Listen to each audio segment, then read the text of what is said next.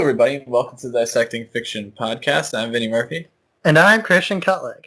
And today on the show, we're going to talk about, kind of a focus thing. It's really the only book we can talk about from the new Bad Idea company. ENIAC, or ENIAC. You were saying ENIAC. I said ENIAC. It's a bunch of letters, so, I'm going ENIAC. That sounds better to me. From Matt Kindt and Doug Braithwaite, caused a bit of a stir because of the distribution that Bad Idea is using. Because if you haven't noticed, Bad Idea is a brand new comic publishing company headed by a lot of really strong indie writers that have been through the scene throughout the years, kind of going hog wild on whatever crazy ideas they've had. Most of it, right now, all of it's limited, but Bad Idea started sometime in 2020 with an extremely limited comic called Hero Trade #1, which they just gave to comic book stores without telling them what it was. So it became quite valuable once people figured out this was written by a couple different writers and this was supposed to be a launch of a big comic book company. But ENIAC is their first launch title and is supposed to be their flagship title of the whole company right now. So Bad Idea, founded by a lot of ex-Valiant staffers who obviously would have worked with Matt Kindt, Doug Braithwaite. I would say most prominently those two on Exo Manowar, which was pretty great. Does not get as much attention as it should, but that tends to happen to Valiant for some reason. But their structure is, and I have a note here, that they will not release more than 2 issues a month. So, if you are reading their whole line, you're only spending $3.99 per issue twice a month. All of those are going to be high-quality books. They're all going to be intentionally sort of deluxe stock, things like that, which is evident in ENIAC. They originally said they would do no reprinting of any kind. They've gone back on that. That's how I got to read ENIAC 1. You, I believe, got a first printing. I have what they're calling not first printing, and it literally says that on it. They're not going to distinguish between any further printings of any issues. They will either be first prints or not first prints. They only sell through comic book stores, and to comic book stores who agree to only sell 1 copy of every comic to each customer. They will not be participating in digital comics, and they also are saying they're not going to collect in trades or hardcovers. It's really interesting. It's definitely a kind of a cool move and kind of a cool gimmick to give comic book companies, as Marvel and DC seem to pull a little bit of support. We could get into that a little bit too. I don't know if it's going to be a huge moneymaker. It's really hard to tell. I suppose if they control it well enough, it could be. What are you thinking?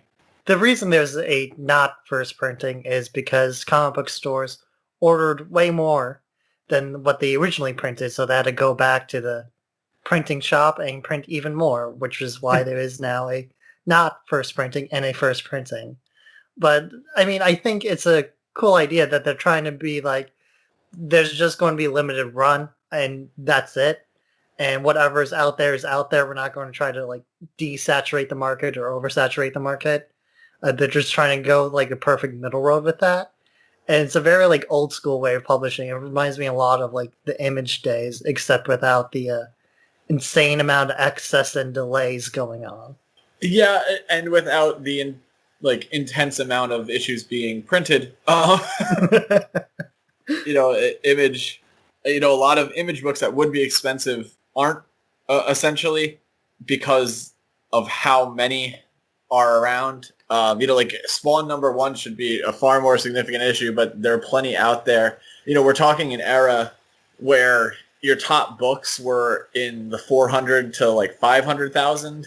It's a very different time, and maybe that's where you can really exploit this. I just don't know. It's interesting I feel like part of my brain agrees on the limiting the issues. So you're not going to get 4 or 5 reprintings of anything, and it has to be something that's essentially special ordered. I think it's interesting that they're not going to do the trades. I would have leaned towards more of a model of like, okay, those are limited too.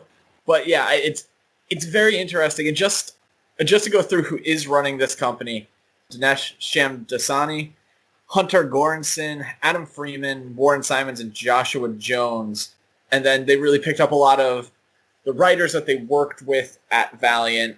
So let's get a little bit into ENIAC number 1. I guess we should say there's spoilers coming, but I suppose if you don't really have one, you're probably not going to. I mean, you can get them on the secondary market. If you want that first printing, good luck. The second printing is what I have. I think it's fine. Matt Kent, Doug Braithwaite. Matt Kent, within a couple of weeks in 2021, is becoming a huge writer in comics, more so than he ever has been. He's been around a long time. He also, Keanu Reeves is quote-unquote writing Berserker, but Matt Kent is also writing Berserker, and that shipped right before this. I thought this book was super cool, not superhero-y really, but I thought it got back to that late 90s, early 2000s pacing that like saved the comic book industry. It felt like more like a sci-fi horror thriller thing than anything else. It kind of felt like a setup for like a spy movie in some ways, where it's just like very high action all the time, and of course some weird, bizarre conspiracy and some kind of cool, gross shit in it too. You can kind of see it on the cover if you ever get your hands on a copy of ENIAC number 1. The covers kind of says it all about what this comic's really all about. They're scientists fighting robots, and it's cool. The premise basically is that way back in World War II, the Americans created a supercomputer, and the supercomputer dropped the bombs on Japan, the atomic bombs in Japan. And now, years and years later, this group of soldiers have to go and stop this supercomputer from basically blowing everything up again. It's very, I guess, movie logline-ish, where it kind of lends itself well to like a film idea. And I think that's the strength of this comic, is that it kind of just goes off the ground running with a very high concept like idea that's just pure action and pure like sci-fi schlockishness. You know, ENIAC is real. Not not the one that we meet in the comic.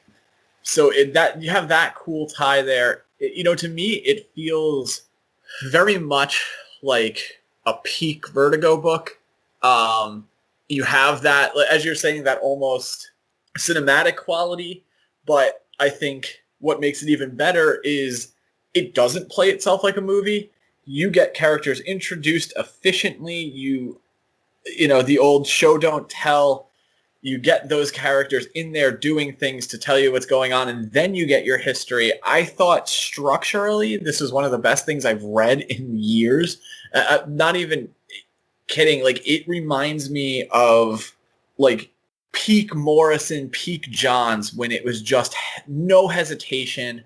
And, we were saying this isn't something where they're constricted to a trade paperback. Yes, they all are limited series because of that rotation to not put too many things on the shelves every month. But it's very interesting to see, like, without that extra pressure, I think it's allowing Kent to kind of write better. Well, Kent's always been a very extraordinary writer. He goes as far back as Mind Management back in like 2012, 2011. And those were very like trippy books. But I think recently he's kind of come down on not the trippiness so much, but on just like a good structural comic issue to issue. A good strength of, I think, Bad Idea is that these are limited series. And I think with the limited series, you're able to really get down what you need in a plot and what you need from like page to page to keep the action going. It's not like a monthly comic where you're kind of like, well, how do I stretch this out for like another 4 or 5 months? Here it's just like, this is the cleanest way to tell the story. This is the best way to tell the story. And you just get in and out. It's very, like, I guess, traditional Hollywood in that way. Yeah, it's like, I think it's a little bit of an argument there, because yes, you don't have the restrictions of having to plot out every month. But I always felt like the best comic book writers before this whole like completely dominant trade paperback culture kicked in would do that anyway. And that's why like runs from 20 or more years ago that were lengthy seemed to be endless because they would tell so many stories so quickly that it was a real skill for a writer to be able to maintain that and be great. You know, I name dropped Morrison and Johns before, and I'll stick with those examples. I think they're really great examples of that. You know, the Jeff Johns JSA run is so all-encompassing. It's just everything you can think of to get those characters into. And I feel like someone could write the same amount of issues today, and because of like the predominant style, they would not accomplish as much as he did. And I feel like this is a move back to that type of pacing. And yeah, you're right. It's probably because what they see as that general way that everyone writes comic books right now is gone. But I think they're going to kind of rediscover how to write those comics through this type of project. Yeah, I think so too. I think it's kind of notable that is a lot of not just ex-Valiant writers, but a lot of ex-Marvel and DC writers on this too. And that the main executive branch of this publishing company is a lot of former like Lionsgate people, a lot of former film executives here kind of helping to manage all of this.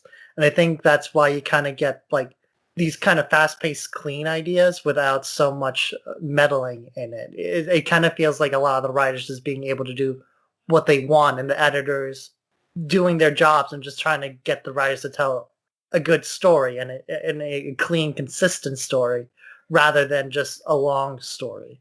Yeah, I would agree with that. And look, it's also very clear that this is something that is, though they did imply that there is some kind of shared continuity.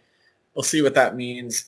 It does seem like these are also packages where like, all right, this is a book that could definitely be turned into a movie. I mean, after one issue of ENIAC, you know it could be turned into a movie if someone wanted to. Yeah, it's an interesting place for comics to be, and I think it is something that is part of this big indie reemergence. You know, not that the indie scene hasn't had its successes over the last 10 years or so, but I think so many people are so tired of the way Marvel and DC structure their lines. And it's not to say that every book from those companies is terrible or that there aren't like really great things happening, but I don't think anyone is reading as much as they used to even say 10 years ago, because as much as they try to push these crossover ideas, you know it doesn't really matter. So you just focus on the books that you actually think are good and don't feel any obligation to read other parts of the universe. Yeah, I agree. I think people kind of like dip their toes in and out of comics right now, or certain runs of comics and certain series, rather than going all in and reading everything. There are still people that do that, but that's the benefit of what Bad Idea is doing right now with publishing only, 2 titles every month. It makes every issue feel really important. Even beyond that, just the fact that not reprinting issues as well makes every issue feel really important. Like if you don't get it then, you're not getting the story. Problem maybe at all. Yeah, and it's already made me nervous about the second issue. Luckily, one of the shops that I do go to is one of their retailers. You can check that out on Bad Idea's website to see participating stores. And obviously you want to talk to the people working there about how you make sure you get those issues. But yeah, an interesting concept, something that we definitely wanted to stop and talk about.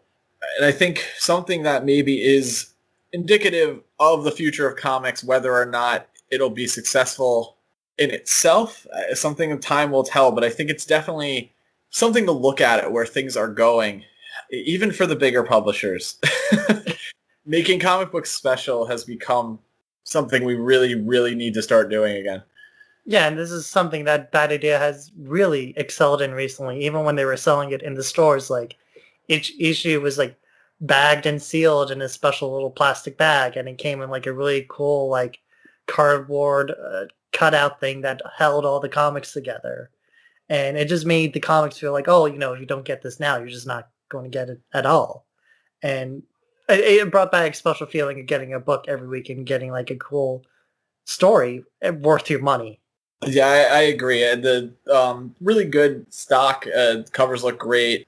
All of that type of production is absolutely on point.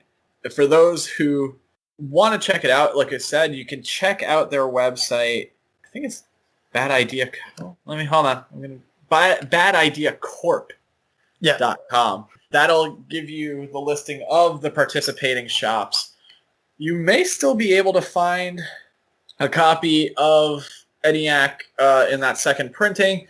The second issue will go on sale on April 7th, which I am keeping in my head so I don't forget. If you're looking for a local comic shop, toy stores, check out toystoreguide.com as well. They will help you find some really cool independent businesses. Be sure to be patronizing all those businesses these days. Things are getting better, of course, but they still need your business. If you want to check us out, we're all over the internet. Just type in Dissecting Fiction and your favorite platform will probably pop up, whether that be social media or video. Like, subscribe, 5-star, all the things. It's silly for me to go through each one individually. Any other thoughts, Christian? Yeah, if you are looking for Bad Idea publishing comic books, do check out your local comic store, but be aware there are a lot of rules around this, as we somewhat touched upon before, and Bad Ideas is very good about upholding these rules. There's already been a comic book shop in Georgia that's been cut out from receiving Bad Idea publishing books, so just be aware that every store is only going to sell you one copy after, I think, the first 2 weeks it comes out, and then afterwards they can sell you as many as they want or have in stock at that point, which will likely be very, very little, if not just like one comic at that point. Yeah, I got like I was saying, I got the second printing of ENIAC off the shelf. I think there was one more from when I grabbed it. So like I said, I'm going to be a little paranoid going forward. So I do want to finish the story. I think it was quite good. But that really brings us to the end. Thank you for listening. I'm Vinny Murphy. And I'm Christian Cutler. And we'll see you next time.